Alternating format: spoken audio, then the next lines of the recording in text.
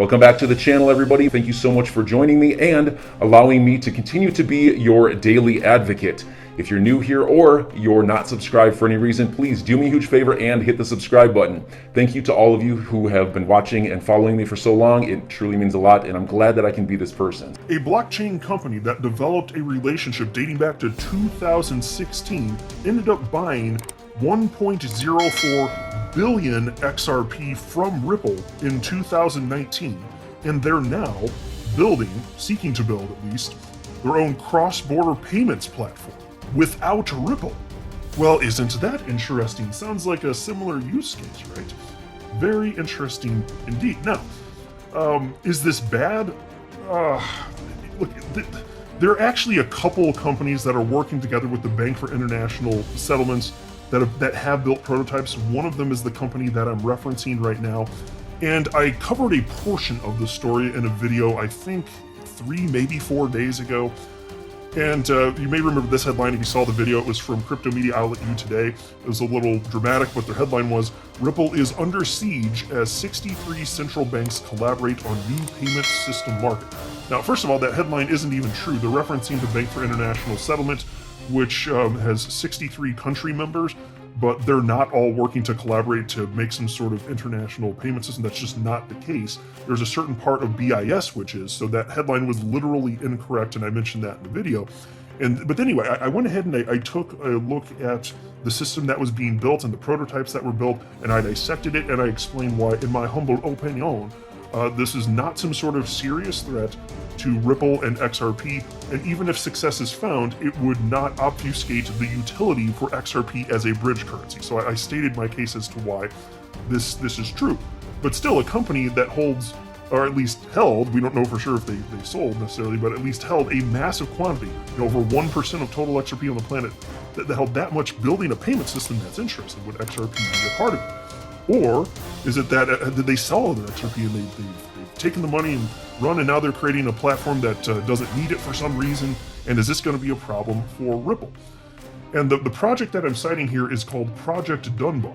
Now, there was a member of the XRP community who goes by the name Wrath of Kahneman who had a really thoughtful thread, and he came to a lot of the same conclusions that I did, but he also delved into this portion of the conversation that I didn't really touch. And it's the fact that this company, which I've been citing in this intro here, which is R3, by the way, company R3, they're one of the companies that ended up building a prototype for Project Dunbar. And Wrath of Kahneman ended up sharing his perspective on this, and I think that you'd all find it very interesting and informative. So I'm gonna go ahead and run through that in this latest Moon Lambo Hot Jam. And that's the only topic on deck for this video. But before going any further, I do want to be clear, I do not have a financial background of any kind. I am not offering financial advice. And you definitely should not buy or sell anything because of anything I say or write. I'm just an enthusiast who enjoys making YouTube videos about crypto-related topics, but just as a hobby and just for fun. Here's a headline from Ledger Insights, which dates back to December 24th, 2020. So this is 2 days after the SEC sued Ripple, and here's the headline. SEC legal papers reveal R3 Ripple settlement was more than $240 million. And without getting into all the nuts and bolts of this, which I have talked about in the past, and not that they're all in the, fresh at the front of my brain anyway here, but there was a dispute between Ripple and R3 after they formed their relationship in 2016. They were working together in some capacity to find some sort of use case for XRP, and Ripple ended up finding that R3 didn't really fulfill their obligation, and as a result, their buying option for XRP, they said, nope, it's no longer on the table because R3, you didn't fulfill your obligation. Well, there ended up being a settlement, and they came to an agreement, and R3 actually did ultimately end up buying some XRP, and I'm going to share with you some of the specifics here, but let me share the top part of this article. Ripple and enterprise blockchain firm R3 were previously involved in litigation over an options agreement that granted R3 the right to buy 5 billion XRP. A critical detail about the confidential settlement reached in September 2018 was leaked in SEC legal papers filed against Ripple on Tuesday. So because there was this lawsuit, we found out more about the settlement between R3 and Ripple. And here I'll show you the actual initial legal complaint dated, here you can see, December 22nd, 2020. And it's this section 144 right here, which reads as follows. And they don't cite R3 by name, but there's only one company on the planet that had an option to buy 5 billion XRP, and as a result, we know that what's being referenced here is the company R3. And it reads as follows. In 2016, Ripple entered into an agreement with an enterprise software firm based in Manhattan that gave the firm an option to buy up to 5 billion XRP at a discounted price in exchange for efforts to help Ripple develop a use for XRP. The amount of XRP available for purchase under the option was later reduced, and option investor B, which is R3, purchased at least 1.04 billion XRP in 2019. So there you go. They had a settlement in 2018. The purchase actually took place for over 1 billion XRP in 2019. So we only know that happened because of the lawsuit. Now, as far as how the SEC figured this out, I don't know. All sorts of stuff leaked, obviously, to the SEC, and people were talking that maybe should have kept their damn mouth shut. There's some stuff like that, but that's what happened. And it was estimated that depending on when the purchase took place, it would have been worth either 240 or 470 million dollars worth XRP at the time. So over 1 billion XRP, which is obviously worth a lot more now. So now you get into Project Dunbar. So that's a little background on R3. Interesting background. So boatload of XRP, massive holder of XRP, unless they've since sold it and we're just unaware. I haven't seen anything to that effect or any proof of that. So maybe they still. I don't know. They probably sold some of it. Help with their burn rate, because I don't know. I don't even know if their company would be profitable outside of the investments that they've gotten from venture capitalists and with XRP. I'm not really sure, honestly. But regarding Project Dunbar, it's basically a model that was set up to replace individual payment rails in individual countries. So, like, the way that things are set up in terms of payments, domestically, there's typically not a bunch of friction because, by and large, there's a universally adopted payments rail system within each individual country. So in the United States, ACH, and there's all sorts of others, the world over. And they vary in terms of quality and speed, but usually there's not an intense amount of friction. You get more friction when you want to convert from one fiat currency to another, from one country to another, especially if there aren't intermediaries, because there aren't relationships set up there. And so the proposal here is to get all of these individual countries on board on one payments platform, payments and settlement platform, actually, and it does require the utilization of central bank digital currencies, with what they've proposed anyway. And there are all sorts of concerns, which I highlighted, and Wrath of Kahneman shared some of them, so I want to share with you, and you'll see, like, if you listen to that video, you'll see there is going to be a reasonable amount of overlap, but he also does get into some of his own personal opinions, there are his own personal opinions, I'm saying, that are different than mine, and he also delves into this idea of, okay, what's going on with R3? Is this actually a threat? Is this good or bad for XRP holders? And my position has been, this is a walled garden system, even if it gets adopted, and right now we're just in the prototype phase, so even if it's adopted, you're still going to need to bridge all of these various payment platforms that are walled gardens together. You've got to glue them together somehow. And XRP is being positioned as the neutral bridge asset. It's the only cryptocurrency on the planet that is being positioned for that use case today. That still means something. So I'm not afraid of any of this. But anyway, here's what Wrath of Kahneman had to say. Lots of questions about Project Dunbar. Is it an XRP killer? No, but here's a thread anyways if you are looking for information. 20 tweets, buckle up. And by the way, it was actually 21 tweets. He labeled one of them twice, so it was actually 21 tweets, but that's okay. And then you wrote, for simplicity's sake, let's just consider the latest BIS report on it. And this is it on your screen now. I actually highlighted portions of this, including FX trading and FX settlement, which are two different things, because as far as sourcing liquidity, they're actually saying, hey, you've got to go through a traditional means. That's not even part of their proposed platform to begin with, which he also highlights here. So anyway, let me just read through this. Number one, first, the short answer. Dunbar was an experiment to see if central bank digital currencies could work together. That's all. Not live, not at scale. Their own conclusion was it is unlikely all governments would share one platform, in which case, XRP still has a use case. And so look, I think they do want to push for this, assuming the prototype works. I think they're going to try and push for this.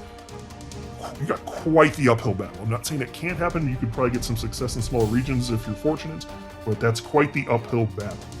And then Wrath of Kahneman continued. This was just 18 hours ago when we shared this thread, by the way.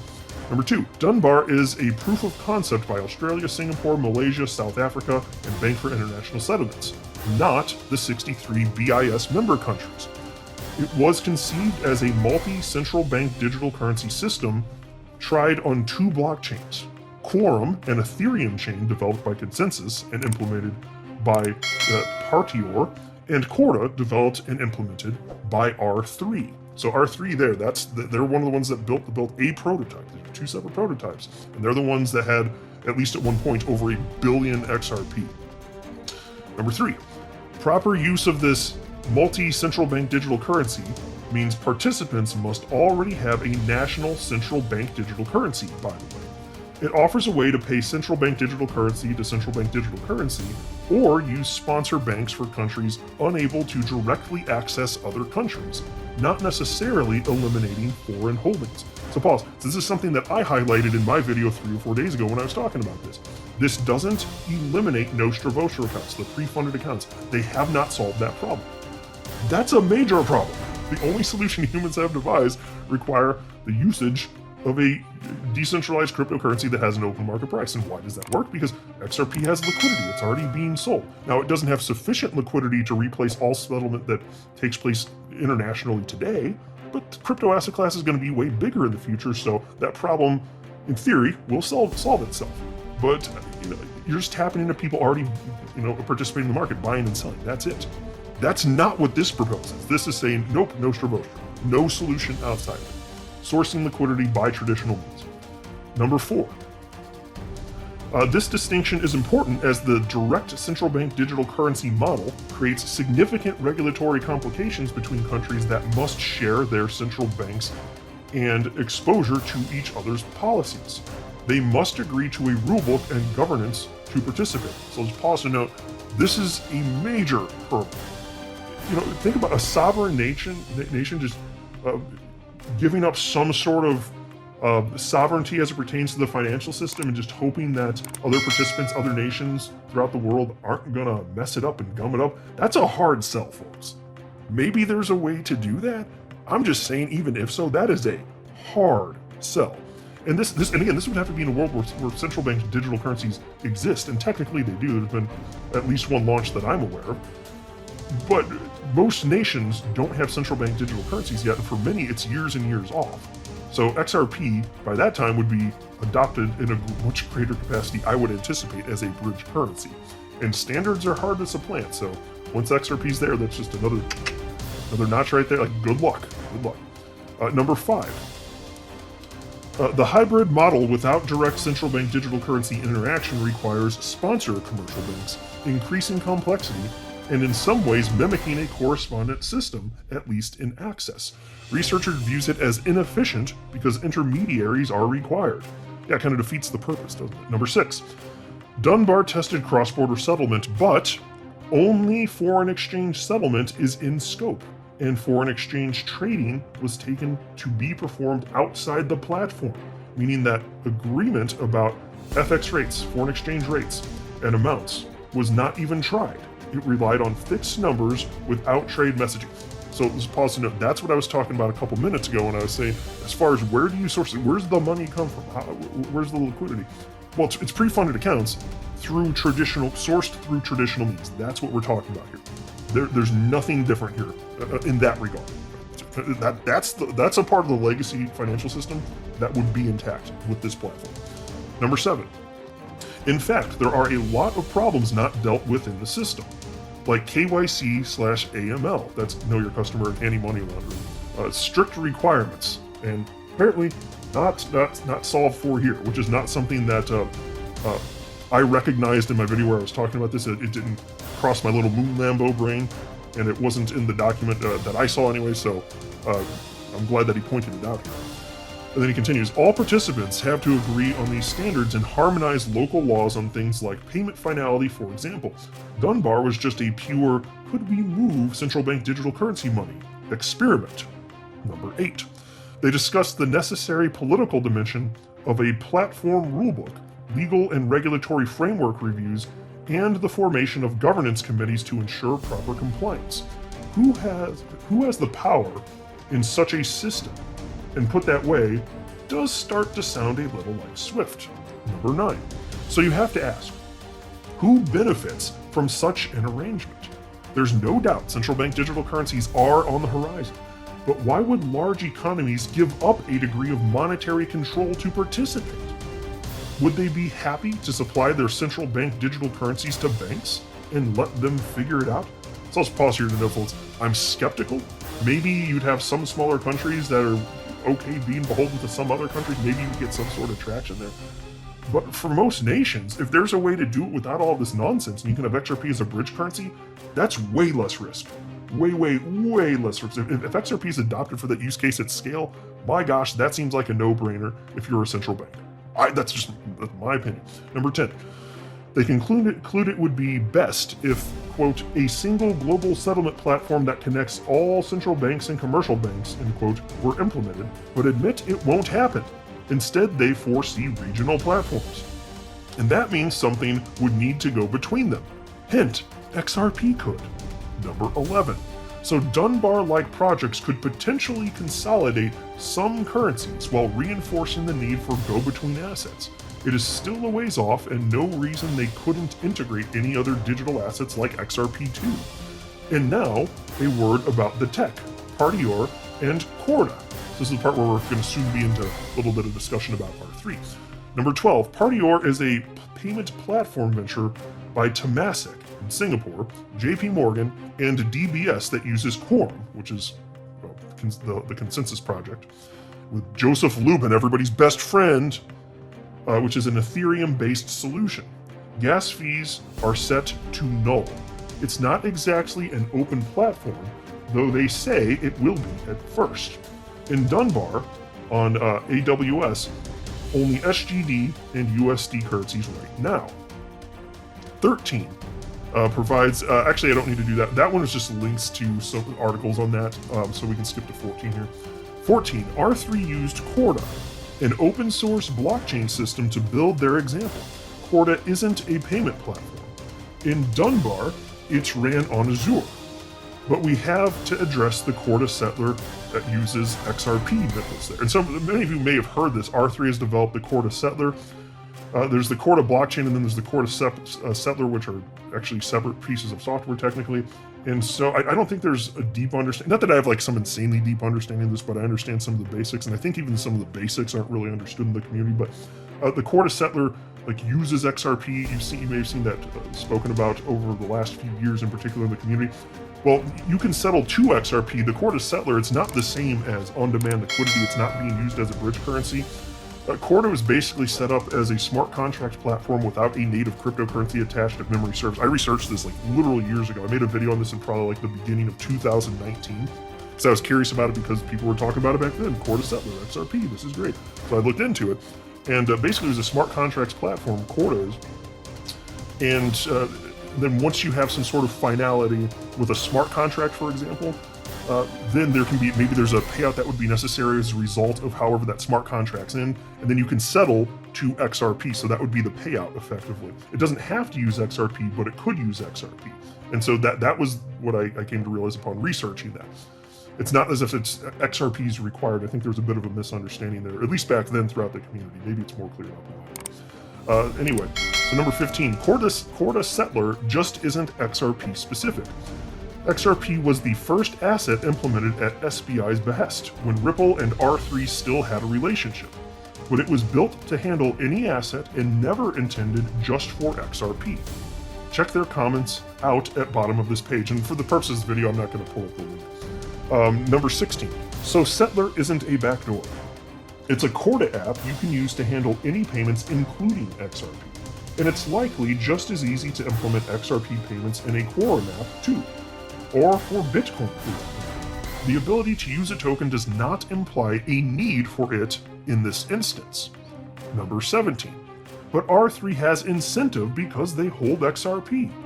True, and at one point R3 had 1 billion XRP. Now, well, Ripple and R3 sued each other, and the case highlighted them as payment competitors. Originally limited to sales of 50 BPS daily, so that'd be 50 basis points daily volume on XRP Ledger, have they sold it yet?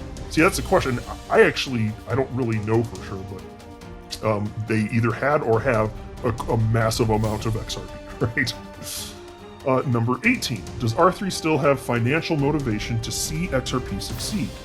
Not more than actual current paying jobs, and there's no need to sneak it into the Dunbar tests. They could use it in existing products. Number 19, but SBI is an investor in R3 and Ripple. Also true, but SBI has been using Corda for blockchain systems and stablecoins independent of Ripple so far. They hope for synergy and have encouraged it, but we've never seen any fruit from it. And number 19. So this is the second number 19. Because like I cited, there's a little mishap there. Actually, 21 tweets. He writes, so where does that leave us? Dunbar was an experiment, that's all. It sought to address a particular aspect of cross-border transactions between central bank digital currencies.